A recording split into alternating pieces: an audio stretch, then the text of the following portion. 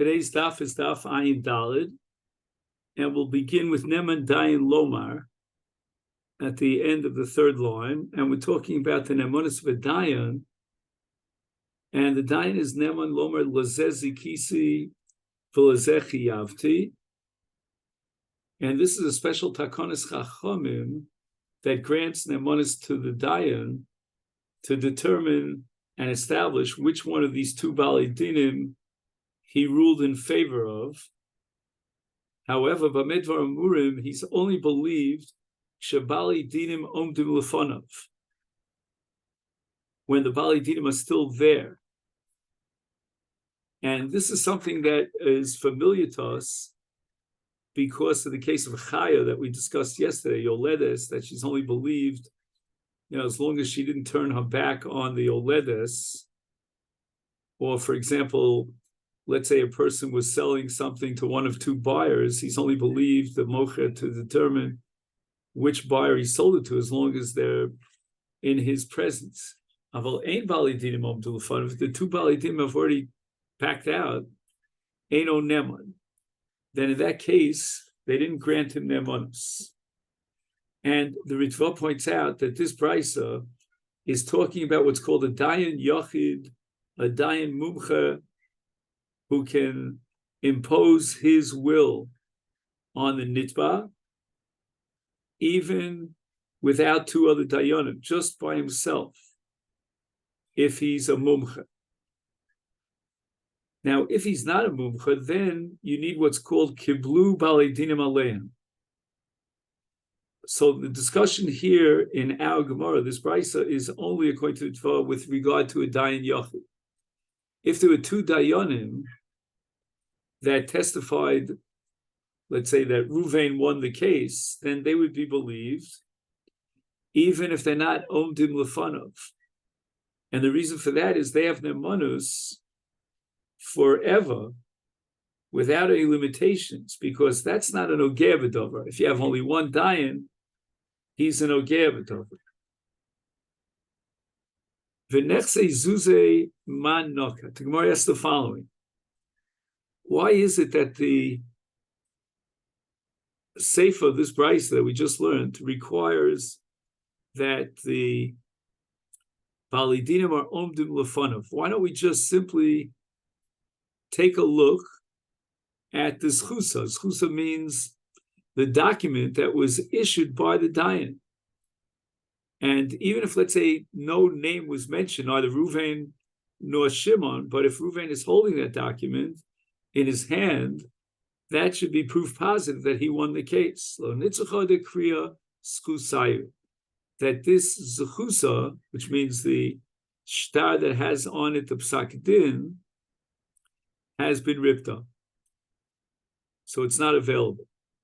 And therefore we have to rely totally on the Dayan. Now the Gemara asks another kasha on the Sefer. Why do we need the Nemonis of the Dayan? Neheder V'naydinu. Why not, if there's any doubt about who won the case, just repeat the case. And either the same Dayan will retry the case or another Dayan will. And the Gemara answers B'shuda the Dayanim, that we're talking about a case of some sort of a ruling that's not based on the evidence. So by repeating the case and again reviewing the evidence, you won't come to any definite conclusion. It's Shuda the Dayan. Shuda the Dayan means that the Dayan rules based on the Tias Libo, without any objective evidence. Or shall we say all the evidence led to naught, but the Dayan has a feeling in his heart as to which one of the two Bali Dinim is Zakai. So retrying the case would not really help you in any way, because we might have a different Etias Alev. The Dayan of the second round might come out in the opposite direction. Amar Rav Nachman, Shlosha Ne'emanim al HaBechor. If we want to testify, let's say there are two twins that were born, which one came out first and gets the Yerusha Pishnayim, we could trust one of the following three. Eluhin Chaya, the Mialedes, Aviv, Ve'imo. Chaya Lialta. She's believed only immediately, right after the Leda, before she's turned her back the other way. Shloch Zira Paneo Me'atino. So that's called the altar. Imo Kol Shiva. The mother is believed for the first 7 days. The Aviv Liola. Whereas the father is believed for ever and ever. There's no limit, there's no time limit. If he comes a month later, a year later, he's always believed. And here we have Machlokas Rishonim, is the father believed at the same time that the mother's believed? Meaning, what about during those 7 days? According to Rashi, it would seem that he picks up where she lets off. He's not Neman, because the first 7 days, only a mother is able to recognize the two faces and say, oh, I remember he came out first, and I can identify him. But they're identical twins, and the father can't have Ne'emanus until he recognizes the child as the child grows up with the passage of time, and that's going to be after the first week. However, the Rambam says, V'oviv olam in his stam. And the Lechem Mishnah assumes that what the Rambam means is that even during the first 7 days, the father is believed. Kiddushin. We have a brisa that establishes the ne'emanus of a father in a case of Bechor. And what is this brisa darshan? Yakir. In Parshas Kiteitzei, ki es ha-Bechor ben asnua Yakir. What does it mean, Yakir? Why did the Torah have the word Yakir? Yakiren al-acher, that he can recognize and identify which son is the Bechor. If, let's say, for example, the Bezdin can't recognize the two twins, which one is older, which one is the Bechor. The father is believed to be Makir, his Bechor. And that's called Edis HaKara.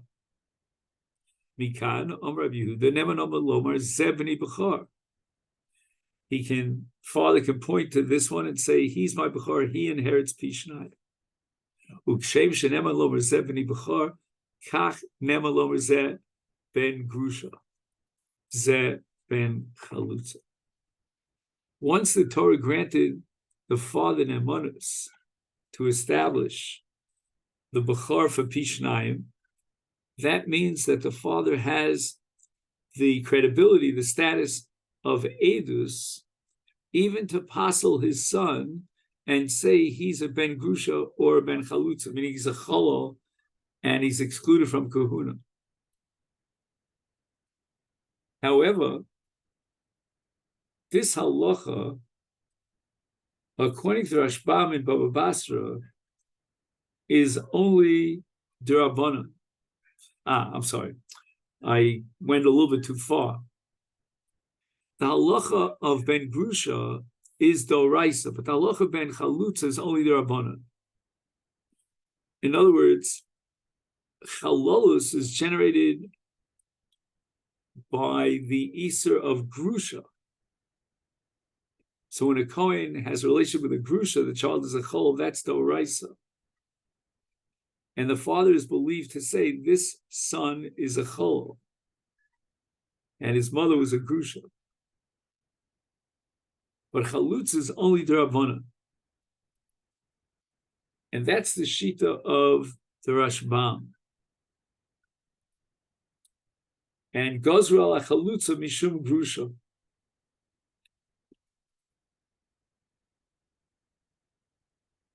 The Chacham Omrim Eino Neman. Make a Shechiyana when I make a Kinyan on it. So I want to return the other one. Okay, fine. Yeah, I know, but I didn't want to take it with me in case I didn't give it back because Right. Right. We go on in the Mishnah, B'shol hayakori l'shtuki v'duki. What does that mean? My beduki. Again, we said yesterday that a shtuki is someone about whom we cannot know who the father is. Ilem ishvot kemes imo if we're going to ask the mother, and she'll be believed to say that the boil was so-and-so, he's a kosher, Yomer is kosher nivalti, I didn't have be'ila, neither with an akum or an eved. Nemenis, she's believed. Is that what the Mishnah means? Is that what Avishol is saying? Keman. Then Avishol is simply reiterating the well-known Mishnaic statement or ruling of Rabban Gamliel in Masechet Ksubas Daf Yud Gimel. Tanina Chadazimna, we have it in the Mishnah of Hoysam Uberes. An unmarried woman is pregnant. The Amrullah, they asked him, Ativa Shal Uber Zeh, who is the father of this Uber? Is he a kosher apostle? The Amrullahem, they ish ploni v'kohenu. Again, the word kohen here doesn't mean a kohen. It means he's miyuchas. He's not psule kol. And therefore, this child, when it's born, will not be possible. And Rabbi Gamliel, Rabbi Lezer both agree against Rabbi Yeshua, and she's believed. And that's called Bari V'Sheva, Bari Adif, that she knows who the boil was. And she has a cheskes kashrus. We don't know for sure that she had a bia to apostle. She's believed to establish that her boel was a kosher. We'll see soon whether she's believed against the Rov or only if the Rov supports her. Rabbi Yeshua Omer Lo Mipianu Chayim. She's not believed to say that she had be'ilu with a kosher. She's mu'beres, and a Jewish woman who's pregnant out of wedlock is assumed to have had bia with one of the, shall we say, the lower echelons in the society of Yuchsin, namely with the Nosen or a Mamzer. And unless she can prove conclusively that the boel was kosher, we don't believe her. We pass like Rabbi Gamliel. So why did Rebbe have to review one more time this halacha in the name of Abishol that she's believed? So the Gemara answers we need two Mishnayos. Why? There's a fundamental difference between the mother herself. When she testifies that she had be'ilu with a kosher, it means she is kshera. She can marry a kohen. But that's only because she has a cheskes kashrus. Until she had this be'ilu, she was vaday kshera to a kohen. And we have a suffix, maybe she had a be'ilu aposel, so we're going to say, we trust her to say this is the boel, and he's a kosher. But in the case of the bas, our suffix starts with the leda from the moment she's born. She never had a cheskes kashrus to begin with. And that's what Abishol is adding to Rabbi Gamliel, that the mother is believed regard to her daughter, even though her daughter has no cheskes kashrus.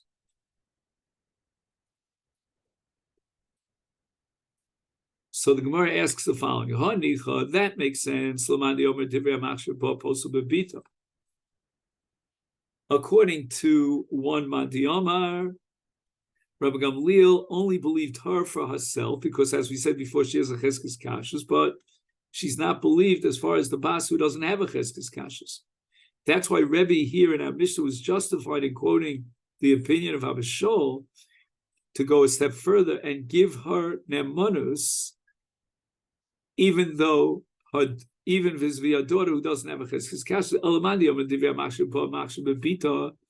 When Rabbi Gamliel said that we rely on the mother, he meant not only for the mother herself, but also for the bas. Is Abishol mayosel ashmina? I mean, Abishol could have just said halacha ki Rabbi Gamliel, but there's no need to repeat it. There's no chiddush here. And the Gemara answers, even if I hold that according to Rabbi Gamliel, the mother is believed not only legabi ha'atzma, but even legabi bita, there's still a chiddush of Abishol. The Abishol adifa mi Rav Gamliel. What's the chiddush of Abishol above and beyond Rav Gamliel? The imi hasam. If we only had Rav Gamliel, then Havamina would have said hasam when Rav Gamliel relies on her, and she's nemenis. That's only the rov ksherim etza. She's supported by a rov. For example, let's say she's a pnuya. So a pnuya is muteres to all Jewish men, and let's say the city in which she had Be'ila is made up of mostly Ksherim, Jews. There are very few non-Jews in that particular city. So she's believed because her testimony is supported by the Rov.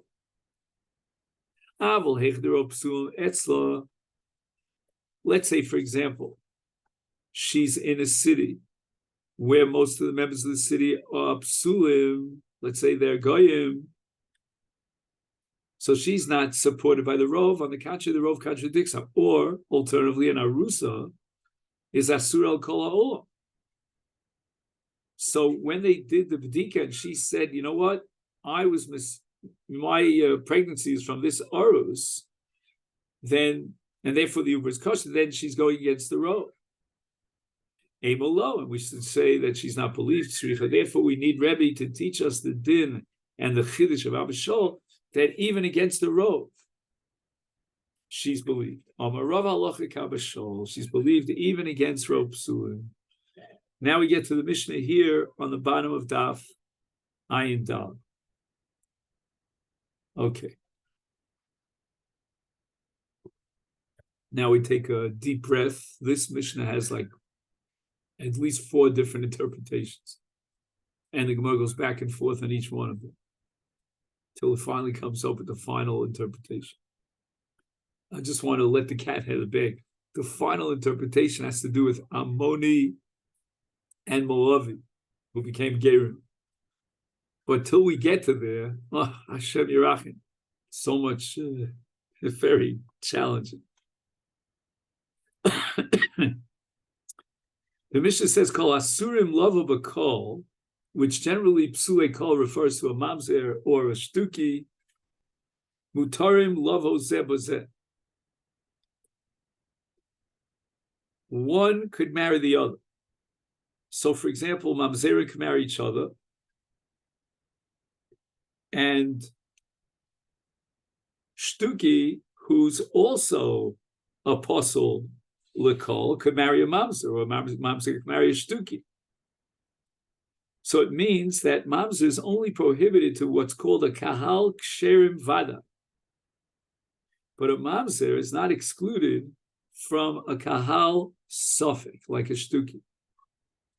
And this is according to Tanakama. Now we have 2 more Tanoim in the Mishnah, and the Gemara is going to spend a lot of time trying to figure out each Tana, what is he arguing about against the Tanakama.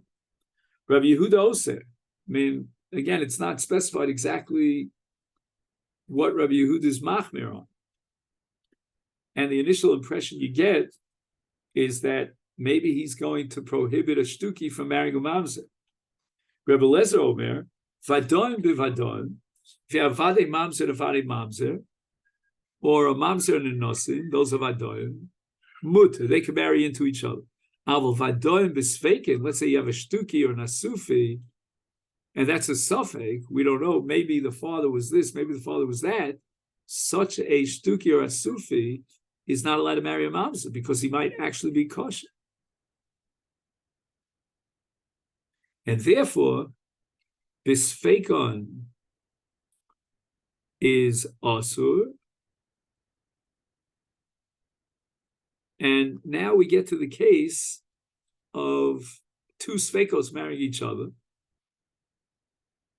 Usfeikon b'vadon, usfeikim b'sfeikim. So again, a suffix, meaning a shtuki or a sufi, cannot marry a mamzer.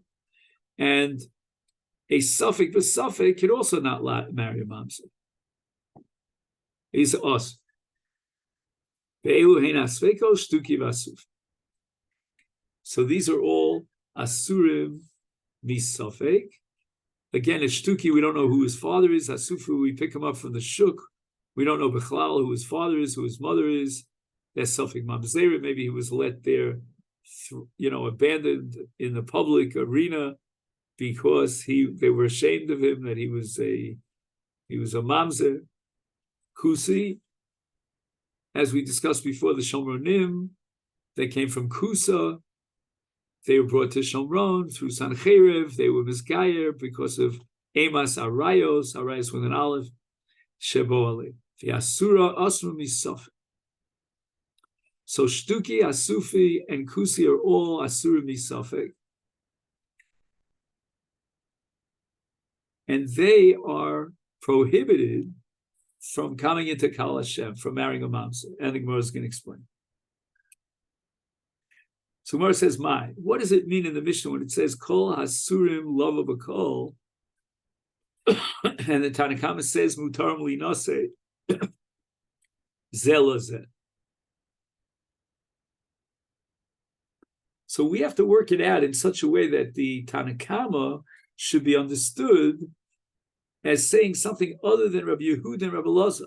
Otherwise, there's no machlokes between Rabbi Yehuda and Rabbi Elazar on the Tanakhama. So what was the Tanakhama saying exactly when he said Kol Asurim Lavo B'Kol Mutarim Lavo Zeh B'Zeh? Ilema Mamzere Unesine, which is what's called a psul vadai. And that's called asurim lavo b'kol, meaning they're asur b'toras vadai, or mamzer or nosin. And perhaps we can expand it to include shtuki v'asufi, who are psulim mitzad safek, and nevertheless mutar b'zeh. Gemara says a tani le'reisha. We already had in the beginning of the Mishnah back on Samach Tes, where it says that mamzere unesine shtuki v'asuf mutar lavo zeh b'zeh. So why would the Tana repeat exactly what he said in the previous Mishnah? And furthermore, if we're going to say that the intention of the Tanakhama is to be matir all of these asurim, that they can marry within each other, whether it's Vadai or Safek, then Rabbi Yehuda Oser Ahei.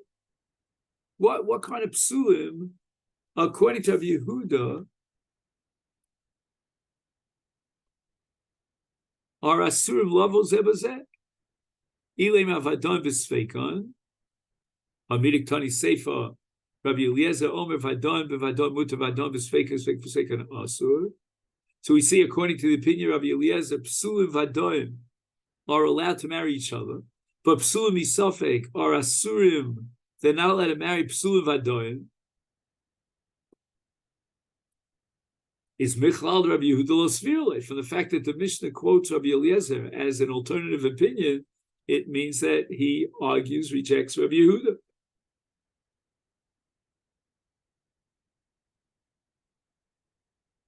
In other words, Rabbi Yehuda doesn't say that in those cases that Rabbi Eliezer says Asurim zeh b'zeh, Rabbi Yehuda never accepted that Allah. Otherwise, Rabbi Eliezer is just repeating what Rabbi Yehuda said. The Chitema, maybe he'll suggest that Rabbi Yehuda is coming to establish that a ger is not allowed to marry a mamzer. So you remember that we had a machlokas whether a ger could marry a mamzeres, and Rabbi Yossi was matir, and Rabbi Yehuda oser. So maybe Rabbi Yehuda here is coming to prohibit a ger with a mamzeres, which means that a ger is kahal, is ikri kol, and therefore he's included in the Isa of mamzer lo yov b'kal Hashem.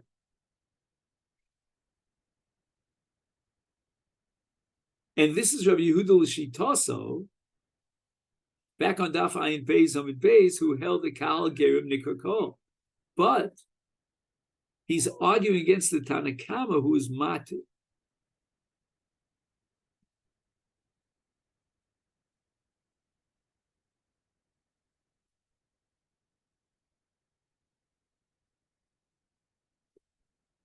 Now, what I understand here by Tanakhama matir is Rabbi Yossi. Let me just see if anyone points that out. I don't know, I don't see it explicitly here, but I think that what the Gemara is referring here to Rabbi Yossi, who's of the opinion that a ger is allowed to marry a mamzeres, because kal gerim eino nikra kol. Now, the problem is that in our Mishnah, the Tanakhama didn't breathe a word about a ger, whether he's mutar b'mamzeres or not. So you're going to have to say that since the Tanakhama didn't say anything, therefore Rabbi Yehuda stepped forward And he said that if you'll understand and you'll find out that the Tanakama holds that a ger is mutar mamzeres, I want you to know I disagree. So the Gemara rejects this. Harev, what does it say? Kol asurim lava b'kol k'tanim. Right? So the Mishnah is talking about psulei kol. Ger is not a apostle kol. Rabbi Yehuda tries to answer and he says, you know what? The Tana Rabbi Yehuda, it's a little confusing because Rabbi Yehuda is an Amora, and we're going to come back to him again and again. And Rabbi Yehuda is a Tana. And Rabbi Yehuda, the Amora, is saying about Rabbi Yehuda, the Tana, that he rejects the heter of ger b'mamzeres. So when the Tana Kama says kol hasurim lavo bekol, he doesn't have in mind psulei kol. That can't be.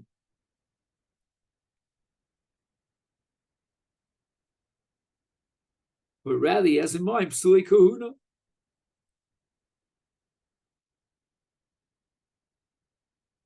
So now we're going to turn the page and we're going to figure out what Rav Yehuda, the Amora, has in mind.